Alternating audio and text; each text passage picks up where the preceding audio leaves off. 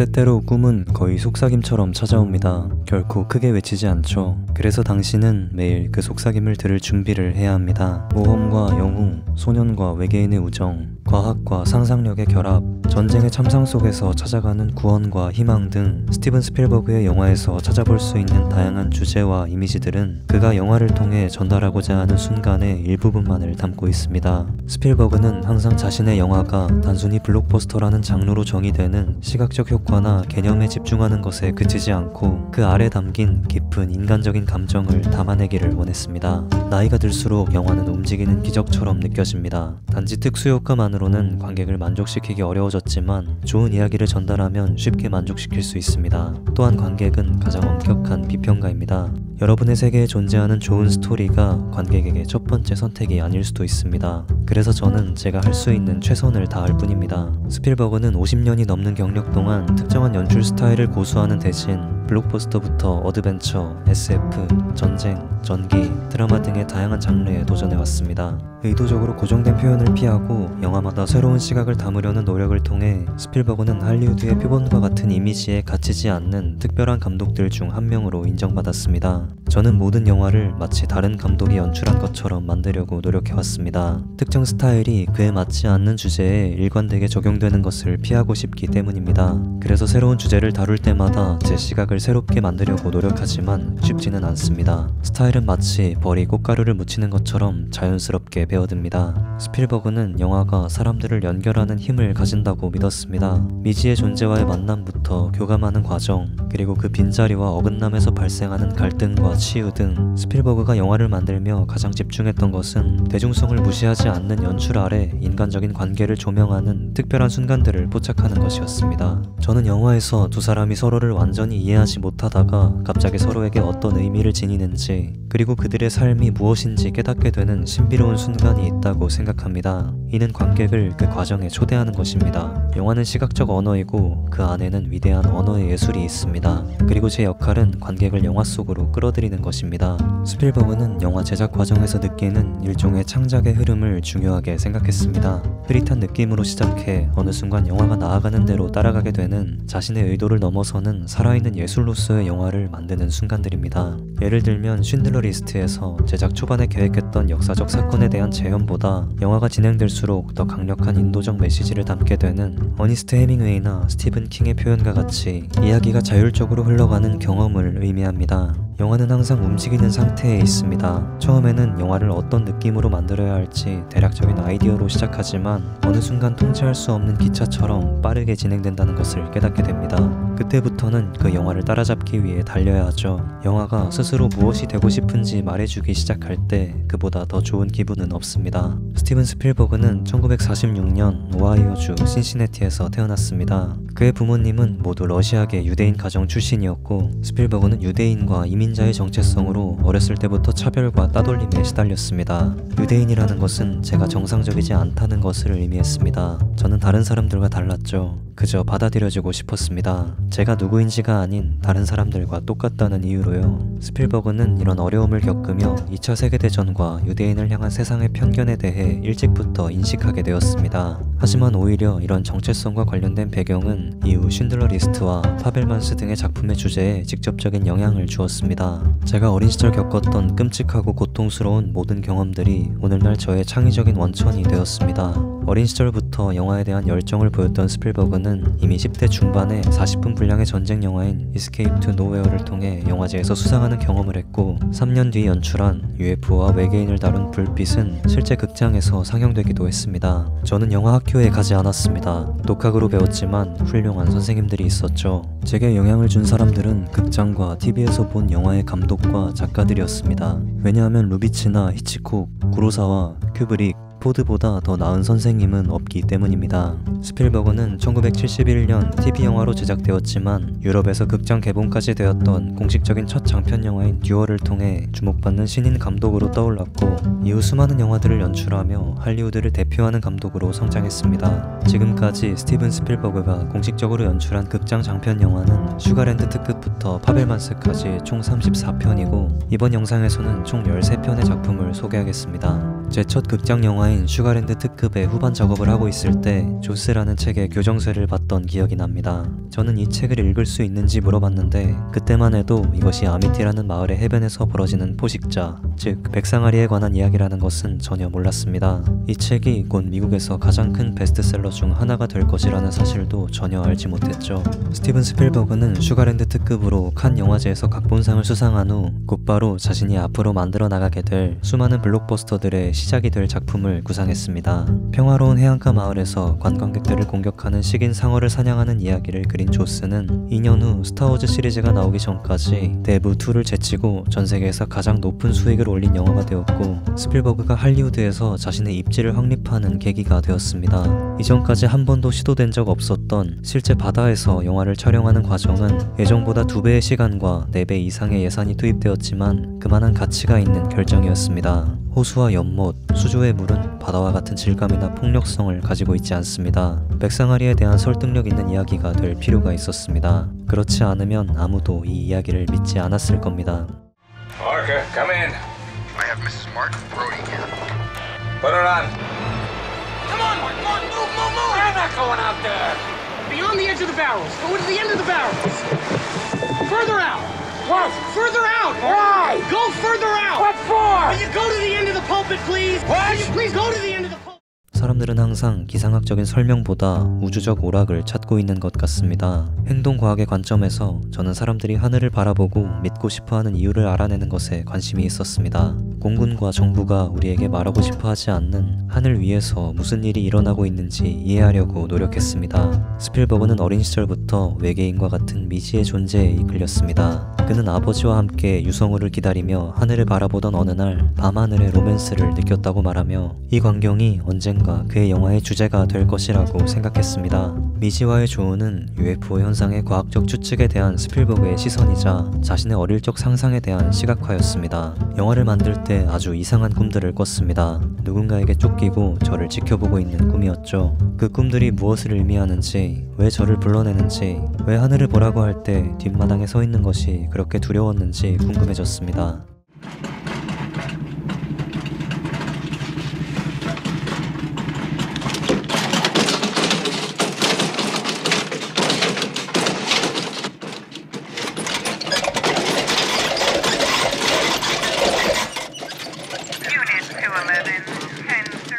우리는 모험을 만들기 위해 모험을 떠났고 그때 우리는 어린 아이들이었습니다. 인디아나 존스 시리즈와 관련된 어떤 일을 할 때마다 1980년에 그 영화를 만들던 때의 기분이 듭니다. 저에게 이 영화는 젊음의 샘 같은 존재입니다. 스타워즈 시리즈의 창작자인 조지 루카스가 원안을 쓰고 스티븐 스필버그가 연출한 레이더스는 1936년을 배경으로 잃어버린 고대의 유물을 찾기 위해 나치 독일군과 경쟁하는 고고학자의 이야기를 다루고 있습니다. 영화는 오늘날까지 이어지는 블록버스터 장르의 기틀을 마련하며 1980년대의 대중문화와 어드벤처 장르의 아이콘으로 자리잡았고 후에 전 세계적인 성공을 거둔 프랜차이즈인 인디아나 존스 시리즈의 첫 번째 작품이 되었습니다. 저는 확실히 레이더스의 속편을 연출할 것입니다. 영화를 만드는 동안 너무나 즐거웠기 때문에 다음 작품이 다른 사람의 손에 넘어가는 것을 두고 볼 수 없습니다.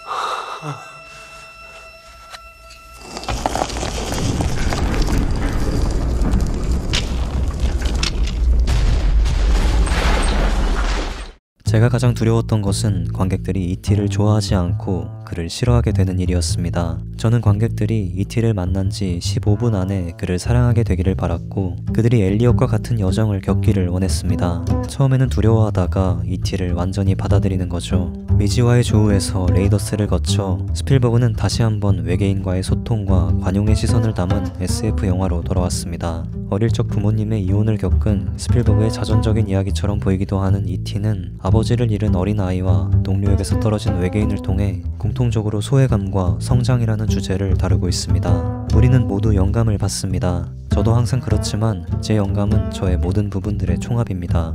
그리고 그것들은 제가 1946년 오하이오주 신시내티에서 태어났을 때부터 시작되었고 제 경험에 먼지나 꽃가루 같은 것들이 축적되어 결국 E.T.에 이르렀습니다.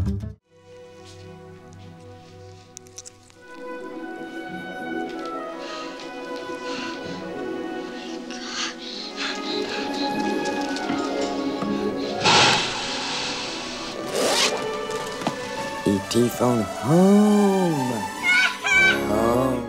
1985년 제가 첫 영화를 찍었을 때 그 작품이 컬러 퍼플이었습니다. 저는 그때까지 영화를 만든 적도 출연한 적도 영화에 대해 아는 것도 없었지만 제 인생에서 그 어떤 것보다도 컬러 퍼플에 출연하고 싶었습니다. 레이더스와 E.T.가 연달아 좋은 평가를 받으며 스필버그는 SF와 블록버스터 장르에서 시대를 대표하는 영화 감독으로 자리를 잡아갔습니다. 그러나 그의 다음 작품인 컬러 퍼플은 앨리스 워커의 동명소설을 원작으로 20세기 초 미국 남부의 흑인과 여성의 이야기를 그린 전기 드라마였습니다. 영화는 공개된 이후 아카데미 11개 부문의 후보에 오르며 흥행에 성공했지만 동시에 백인 남성 감독의 흑인 이야기라는 주제의 논란을 불러일으켰습니다. 대부분의 비판은 우리가 그들을 간과했다고 느낀 감독들로부터 나왔고 흑인의 이야기는 흑인 감독이 해야 한다는 것이었습니다. 그것이 주된 비판이었습니다. 또 제가 원작 소설을 부드럽게 만들었다는 비판도 있었죠. 그 부분은 항상 인정해왔습니다. 저는 앨리스 워커의 소설에서 제가 만들고 싶었던 영화를 만들었을 뿐입니다.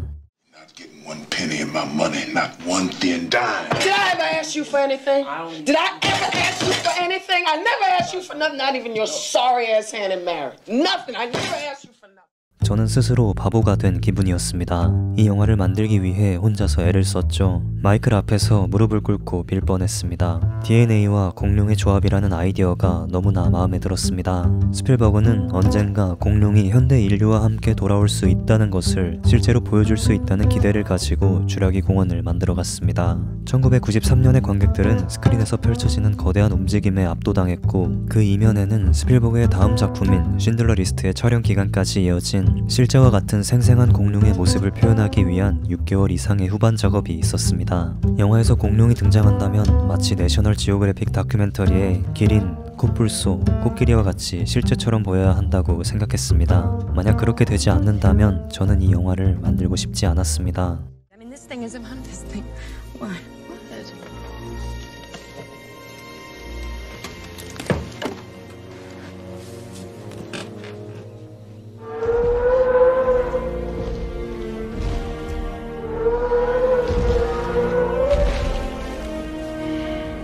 쉰들러 리스트를 찍을 때 저는 폴란드에서 무슨 일이 일어나든지 견뎌낼 수 있을 것이라고 확신했습니다. 카메라를 저와 피사체 사이에 두고 저만의 미학적인 거리를 만들어 스스로를 보호할 수 있을 것이라고 생각했죠. 그리고 촬영 첫날부터 그 믿음이 무너졌습니다. 그런 안전망이 없다는 것을 즉시 깨달았고 이 작업이 제 인생에서 가장 개인적인 직업적 경험이 될 것임을 알게 되었습니다. 쉰들러 리스트는 2차 세계대전 중 1000명이 넘는 유대인을 구한 독일 나치 당원 사업가의 이야기를 다루고 있습니다. 쉰들러는 저에게 삶을 주었습니다. 부모님과 저를 목록에 넣음으로써 저를 구해주었죠. 영화가 소개된 이후에야 비로소 저는 이야기를 꺼냈습니다. 이 영화가 제 삶에 어떤 영향을 주었는지 말로 다 표현할 수 없습니다. 저는 항상 스티븐 스필버그가 저의 두 번째 쉰들러라고 말합니다. 그는 저에게 목소리를 주었습니다. 스필버그는 쉰들러 리스트의 제작이 거의 마무리될 무렵 밤잠을 설쳐가며 이 영화가 충분히 강력한지에 대해 고민했습니다. 지금까지 한 번도 시도하지 않았던 쇼와라는 주제를 다루면서 스필버그는 어쩌면 자신이 만든 모든 영화들이 역효과를 낼 수도 있다는 압박에 사로잡혔습니다. 영화가 끝났을 때 저는 아무 말도 할 수 없었습니다. 너무 큰 충격이었죠. 불이 켜지고 저는 일어나 방에서 나와 몇 분 동안 밖을 걸으며 제가 본 것에 대해 생각했습니다. 영화는 클린턴 대통령을 비롯한 수많은 의원들과 유명인들이 참석한 가운데 워싱턴 DC의 홀로코스트 기념관에서 최초로 공개되었습니다. 제게 가장 놀라웠던 순간은 엔딩 크레딧이 올라간 직후였습니다. 아무도 움직이지 않았고 자리를 떠나지 않았으며 서로 이야기를 나누지도 않았습니다. 일어나서 주변을 둘러보거나 제가 어디 앉아있는지 보려는 사람도 없었습니다. 그들은 그저 오랫동안 가만히 앉아 있었습니다. I shall remain with you until 5 minutes after midnight, after which time, and I hope you'll forgive me, I have to flee. I know you have received orders from our commandant, which he has received from his superiors to dispose of the population of this camp. 이 영화는 많은 관객들에게 고통스러울 수 있다고 생각하고 전 그걸 존중합니다. 하지만 동시에 제 의견은 그 두려움을 경험하는 것이 가치가 있다고 생각합니다. 그 두려움이 중요한 부분이고 이 영화의 본질과 관련되어 있죠. 그게 영화의 목적입니다. 그걸 다루지 않고 그 어려움을 피하는 것은 이 영화의 핵심을 피하는 것이라고 생각합니다. 스필버그는 이미 레이더스와 쉰들러 리스트 등 2차 세계대전을 배경으로 하는 작품을 다뤄왔지만 라이언 일병 구하기에서 가장 집중했던 것은 전쟁을 직접 겪는 군인의 시점에서 보여주는 사실적인 폭력과 전쟁에 대한 묘사였습니다. 노르망디 상륙 작전을 포함한 영화의 대부분의 장면이 핸드헬드로 촬영되었고 스크린에는 피로 물든 바다와 디젤 배럴을 태워 만들어낸 검은 연기가 피어올랐습니다. 제가 많은 다른 영화에서 해왔던 것처럼 관객을 관전자로 만들고 싶지 않았습니다. 여기선 관객을 무대 위로 데려와서 실제 전투를 본 적이 없는 아이들과 함께 참여자가 되어 오마하 해변의 정상에 오르기를 원했습니다.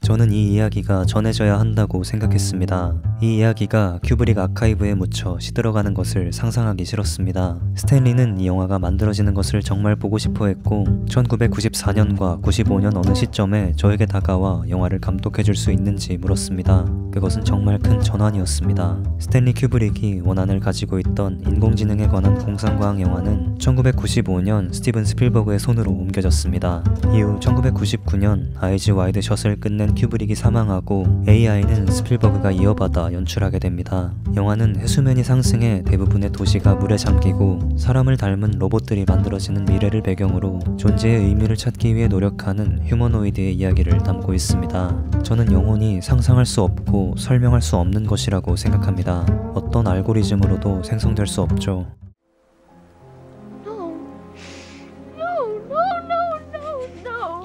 No, Mommy, please, no, please, no, David, Mommy, I'm sorry I broke myself. I'm so sorry I cut your hair off, and I'm sorry I hurt you. I have to go. 제가 매료되었던 전제는 사실 하나의 이야기라기보다는 일종의 설정이었습니다. 살인이 일어나기도 전에 막을 수 있고 미래의 가해자는 시민권을 완전히 침해당하며 감옥에 갇힙니다. 도대체 어떤 나라가 그토록 절박하고 두려워서 개인의 안전을 위해 이 정도의 자유를 포기할 수 있을까라는 생각이 들었습니다. 마이너리티 리포트는 2054년을 배경으로 미래를 예견할 수 있는 능력을 가진 예지자들을 통해 앞으로 일어날 살인을 미리 예방하는 사회의 모습을 보여주며 동시에 자신이 저지르지 않은 범죄로 처벌받게 되는 오류와 자유의지에 대한 실험 등을 다루고 있습니다. 공상과학은 항상 다가올 일에 대해 생각하게 하는 첫 번째 경고의 역할을 해왔습니다. 제가 본 모든 SF 영화, 필름의 무게만큼 가치가 있는 영화라면 우리에게 궁극적으로 실현될 일들에 대해 경고합니다. You're not gonna kill me. Goodbye, Crow. Wait!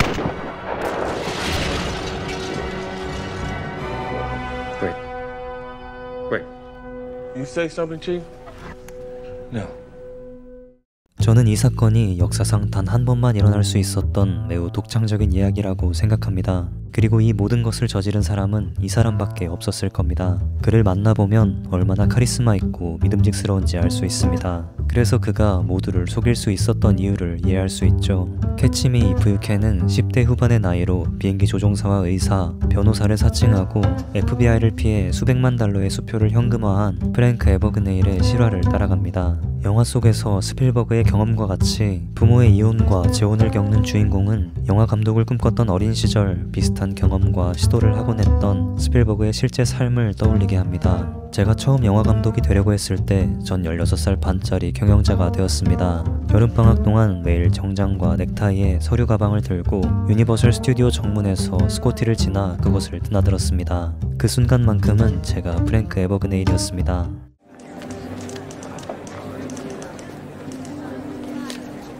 Welcome, Miami Mutual Bank. How may I help you?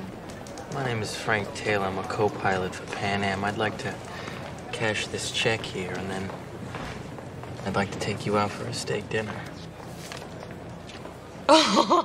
저는 다니엘이 가져온 것 이상의 링컨을 볼 수 없었습니다. 그것은 우리를 그 사람, 그의 유산, 그리고 그 세기와 실시간으로 조우하게 만드는 일종의 초현실적인 경험이 될 것입니다. 링컨은 에이브러햄 링컨의 생애 마지막 3년을 따라가며 남북전쟁과 노예제도 폐지를 위한 개정안을 통과시키기 위해 당시 의원들이 경험했던 압박감과 한계를 표현하고 있습니다. 스필버그는 항상 링컨의 신화에 매료되었고 관객에게 그의 삶의 일부를 보여줄 기회를 꿈꿔왔습니다. 링컨의 리더십은 여러 원칙에 기반하고 있지만 제가 가장 좋아하는 점은 그가 사람들의 이름으로 그리고 사람들의 이익을 위해 행동했다는 것입니다. 그런 의미에서 그의 생애 말기에 그가 이룬 두 가지 위대한 업적인 노예제 폐지와 남북전쟁의 종식은 사람들의 이익을 위한 것이었고 그들의 이름으로 이루어진 것이었습니다.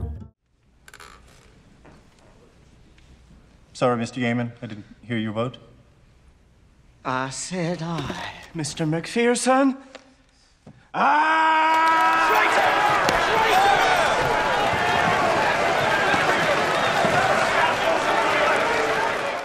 저는 영화가 뭔지 몰랐습니다. 부모님이 저를 영화관에 데려갔죠. 서커스에 대한 영화였고 얼마 후 저는 이야기에 깊이 빠져들었습니다. 영화 중간에 기차가 충돌하는 장면이 나오는데 제가 기억하는 건 평생 경험한 가장 무서운 일이었다는 것입니다. 파벨 만스는 스필버그의 두 부모님이 모두 돌아가시고 나서야 시작할 수 있었던 처음 영화를 본 기억부터 8mm 카메라로 직접 영화를 만들던 경험, 부모의 불륜과 이혼을 겪고 존 포드를 만나 영화 감독으로 성장하게 되는 자신의 자전적인 이야기를 담고 있습니다. 매우 어려운 경험이라고 생각했습니다. 제 삶뿐만 아니라 더 이상 우리와 함께하지 않는 세 자매와 어머니, 아버지의 삶에서 거대한 추억을 반쯤 경험적인 방식으로 재현하려 했기 때문입니다. 그런 책임감이 점점 커지기 시작했습니다.